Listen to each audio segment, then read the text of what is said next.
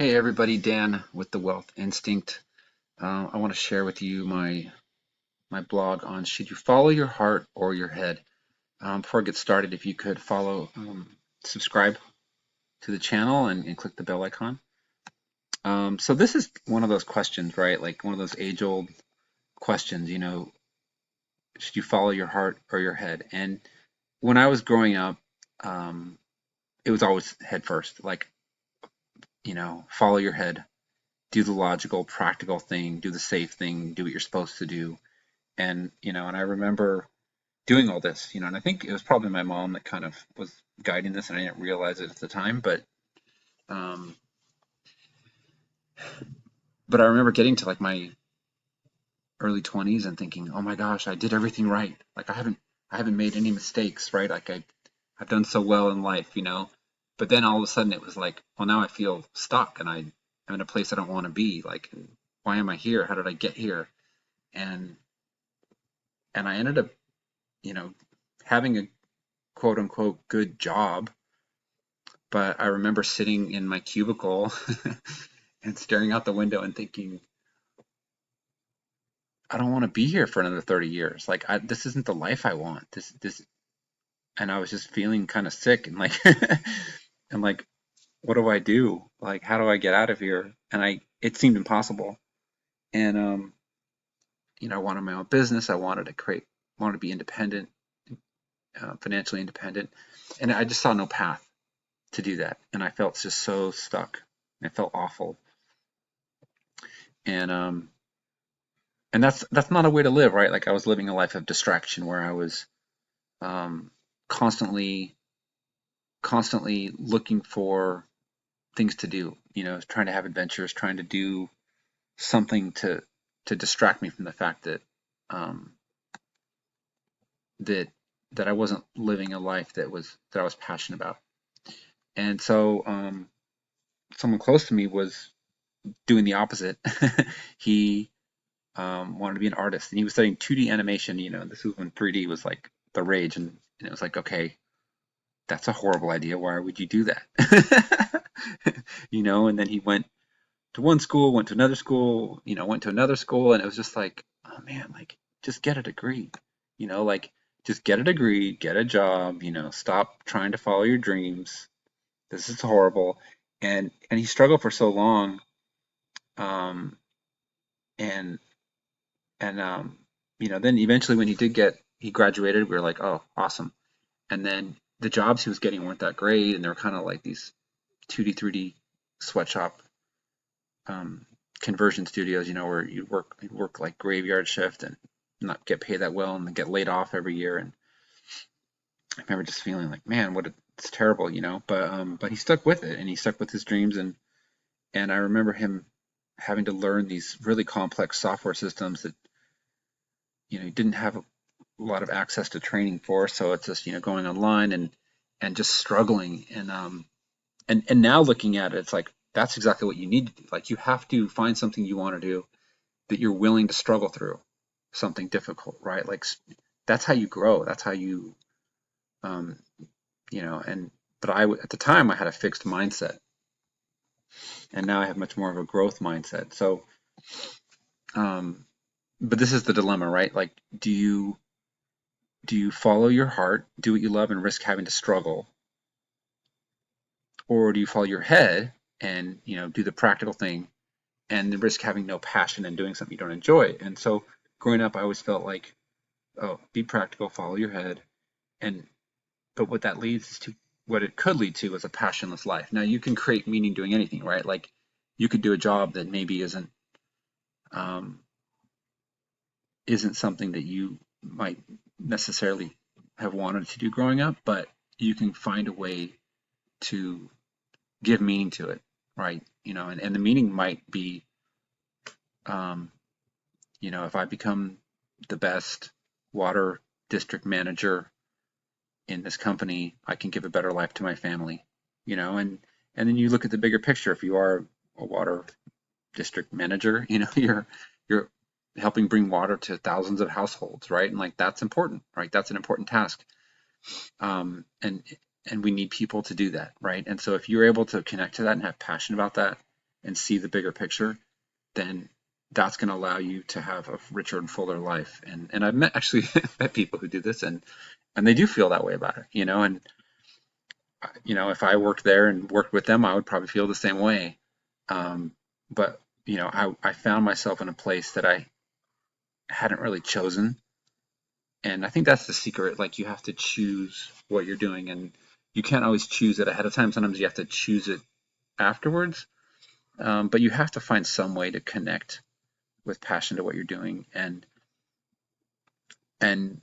usually, the better you are with groups of people, the the better chances of success you can have. Like, sometimes going on your own is the harder way, but sometimes it's the more tempting way um, because it is a struggle with other people and you have to compromise.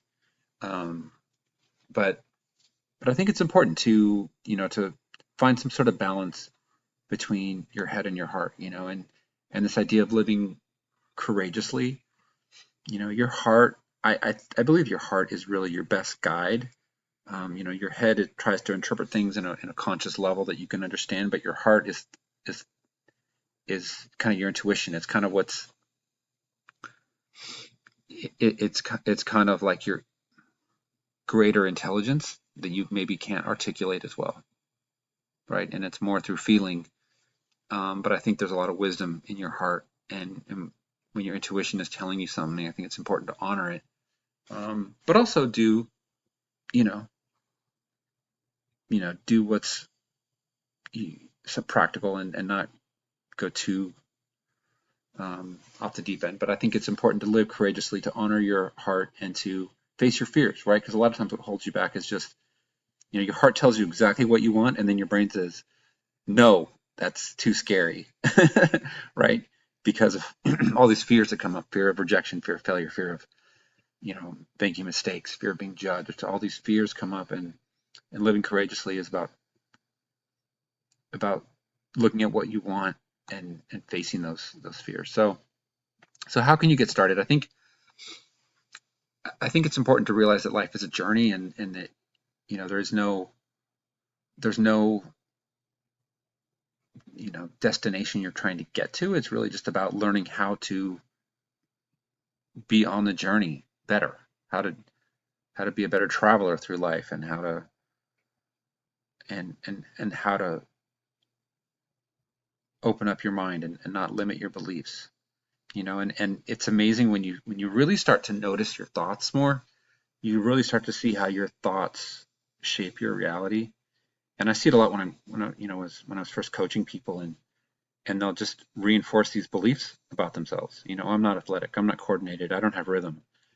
And you know that might be true, but only because you didn't develop it, not because you don't have the potential, right? Like, this is the fixed mindset versus the growth mindset.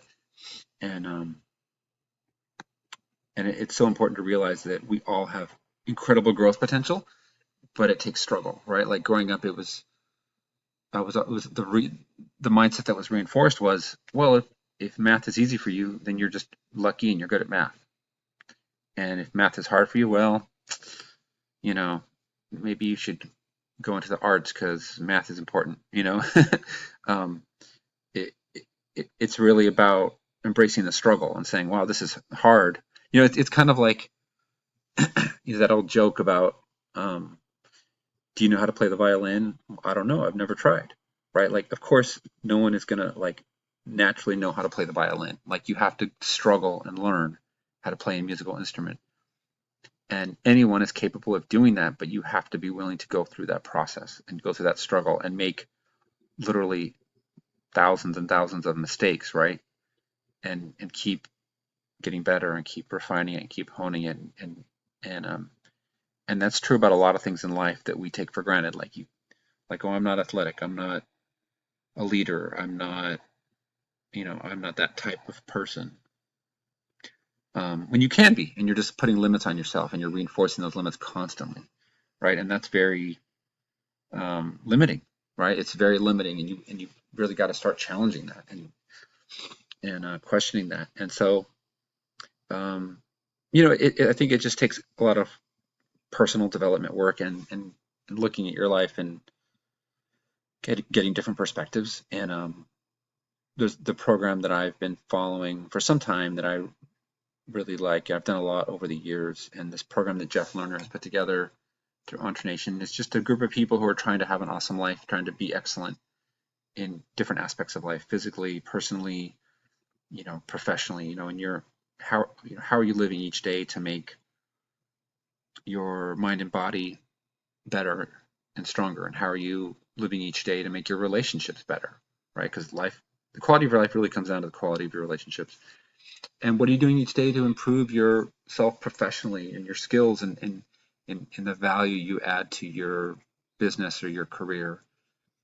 Um, and even if you're a stay-at-home mom or a stay-at-home dad, like there's ways to get better at doing that. I have a friend who just had a kid, and he told me, I just want to learn how to be the best dad I can be. And he's reading books, and he's really open and watching videos and learning. And, and I, I feel like that's so great, such a great mindset to have.